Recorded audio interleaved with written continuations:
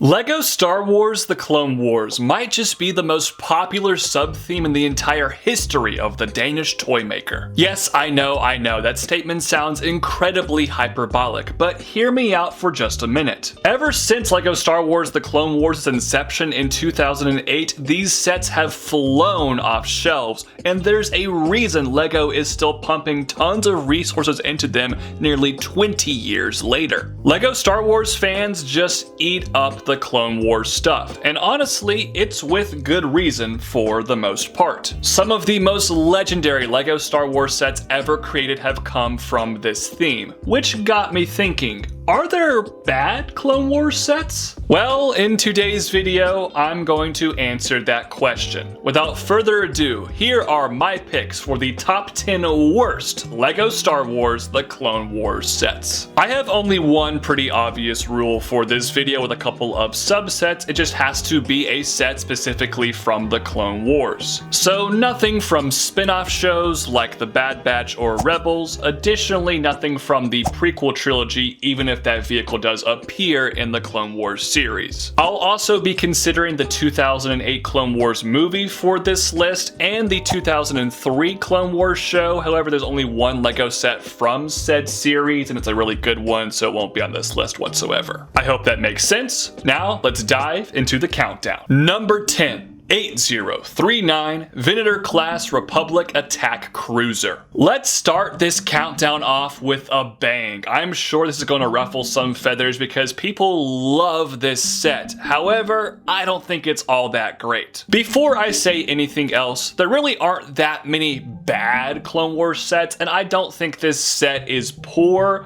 I just don't think it's as good as others do. My theory as to why this set is so beloved is because it was the only option we had for a Venator that wasn't a mini model for a really long time, and people just wanted to have this iconic vehicle in their collections, and this was the only one out there. But now that we have the extremely superior 2023 UCS Venator, this thing just pales in comparison, and frankly, the design from 2009 does not hold up at all. The proportions just aren't there, man. It looks really awkward. It's very fat in the middle. I'm not sure how to describe it. It just has a ridge that doesn't actually match the in-universe design. Additionally, the minifigures are pretty bland, and the Palpatine figure with the old style of Clone Wars printing is one of the worst LEGO Star Wars minifigures ever made. I can't even look at his face. I get some people have a lot of nostalgia for this set. I do myself to some extent, but we gotta be honest, guys, it ain't really that good. Number 9. 7678 Droid Gunship. Quick shout out to this set's part count. It has 329 pieces. If you're a longtime fan of this account, my username used to be LegoLee329. 329 March 29th is my birthday, so I have a soft spot for this set literally because of its piece count. But that's about it. Everything else about this set I just don't think is that well designed. The Droid Gunship is a cool droid in the Star Wars universe, and LEGO has made some really fantastic versions of it since this one in 2008, but the original here is just kind of ugly. Additionally, the minifigures are just plain battle droids, nothing special there. This set is just really flat in my opinion. Number 8. 8016 Hyena Droid Bomber. Honestly, one of the things holding this set back is just the concept of the set itself. The Hyena Droid Bomber is just not really something I give a crap at all about in the Star Wars universe, and I'm guessing y'all don't as well. The minifigures are also not exclusive to this set, which doesn't really help anything, but ultimately the reason it's on this list is because of the build. When you compare it to the in-universe design, the proportions just aren't really there. The shape ain't all that. I also think LEGO comically oversized this build. I just don't really think this was a good set idea from the get-go, and they didn't execute it particularly well either. Number 7. 7752 Count Dooku's Solar Sailor. It pains me to include this set on the list because I have a weird soft spot for it, and it is the only rendition we've ever gotten of this iconic vehicle from the prequel era of Star Wars, and I just wish LEGO did it a little bit better. In its landed display form, the set looks serviceable if you ask me, but there are some awkward gaps here and there. The big issues, though, are the fact that there is no solar sail. The titular item of this set is not included. They didn't even try to approximate it whatsoever, and in my opinion that is just kind of unforgivable. It was also an awful price for 2009, and when you adjust that price for inflation, oh boy, it's even worse by today's standards, which is saying a lot because they have gone downhill in the 16 years since this set's release. I really hope LEGO remakes this vehicle at some point because it deserves better, frankly. Number 6, 75342 Republic Fighter Tank. I'm just gonna come out and say it, I hate the build of this set. It's one of the worst builds on this list. The reason it's not in the top 5 is simply because the minifigures here are drop dead gorgeous. The clone troopers are exclusive and all look magnificent, and this is also the best LEGO Mace Windu figure ever made. Those figs are perfect. I absolutely adore them. And then we had the fighter tank, one of my personal favorite vehicles from this era of Star Wars, and this is the worst version LEGO has ever made of it. The design techniques to me just look juniorish in my opinion. I don't know what happened here. They just dropped the ball entirely. The use of the opaque white X-Wing cockpit piece seemed clever, but it did not translate if you ask me. If the minifigs of this set weren't so good, it might have been number 1 if I'm being completely honest, but I consider all things here and I do love the figures, but this build is bad, man. Number 5, 8015 Assassin Droids Battle Pack. One of the most iconic staples of LEGO Star Wars The Clone Wars sets have been battle packs, and the accompanying set to this Assassin Droids Battle Pack in 2009 is one of the most iconic battle packs LEGO has ever made, with all of those clone troopers included. Unfortunately, this Assassin's Droid Battle Pack to me is one of the worst battle packs of all time because who on planet Earth wants an army of assassin droids? Especially the old design of assassin droids we see in this set, which have no exclusive pieces whatsoever besides some somewhat interesting drum lacquered silver droid elements. The vehicle is fine, I guess, but it's not canonical, so who really cares about that? It's just the figures are not good and nobody wants to army build them. I don't really understand why they made this set,